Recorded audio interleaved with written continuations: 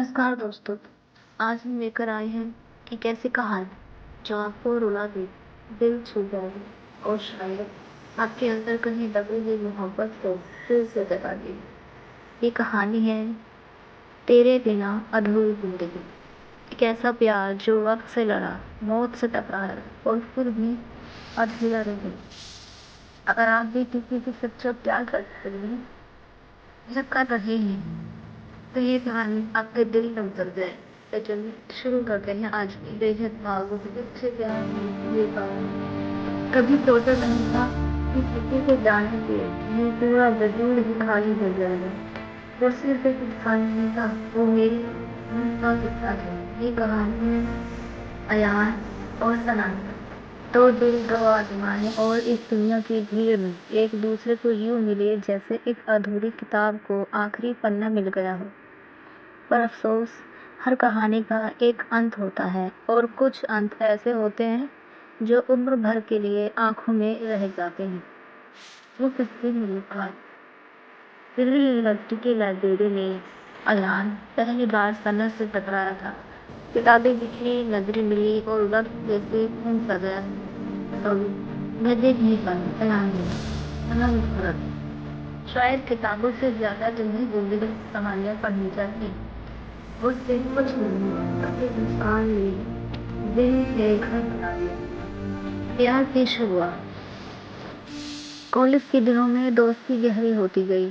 Class bunk करके घंटों lawn में बैठकर बातें करना, कॉफी शेयर करना और छोटी छोटी चीजों में खुशियां ढूंढना। प्यार कब हुआ तो पता नहीं चला।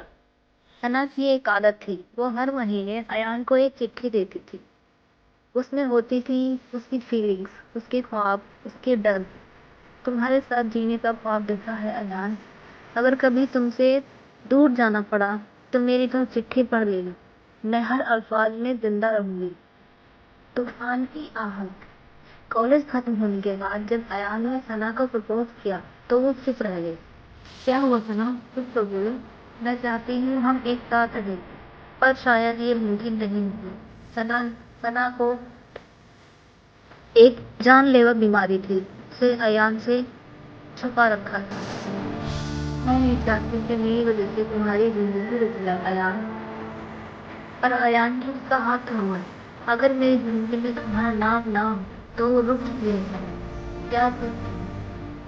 क्या इलाज शुरू हुआ और कीमोथेरेपी के बाद सना कमजोर होती गई पर मुस्कान नहीं छोड़ा।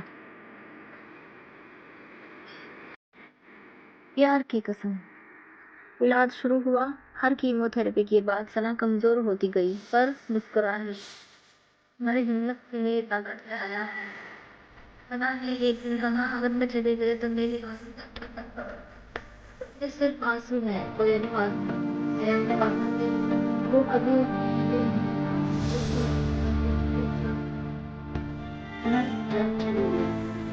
ये आवाज नहीं पूरी हैरान नहीं कि हर सुबह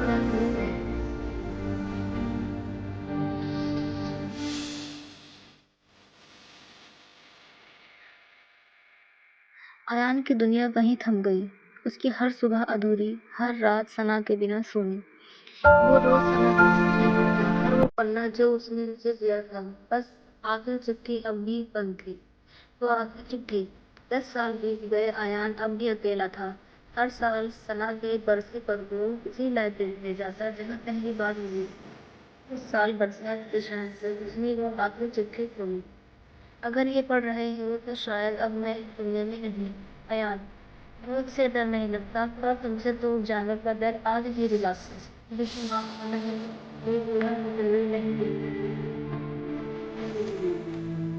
तो तुम्हारे घर मुस्कान होगा जिंदा रहेगी, तो हाँ किसी भी आंगन में रोशनी में मिलता है तो खुद को रोके प्यास के लिए उड़ाने के लिए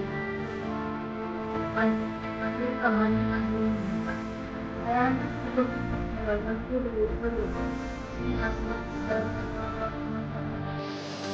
अधूरी हुई जिंदगी पर तुझसे ही मुकम्मल हुई।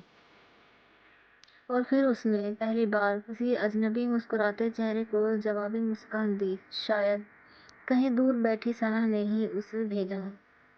तेरी हर चिट्ठी में मोहब्बत सा समय, तेरी हर दर्द तेरी तो दोस्तों, यही कहानी मेरे लिए एक मोहब्बत जो सुंदर लागल और एक तस्वीर बनी आपको कहानी लाइफ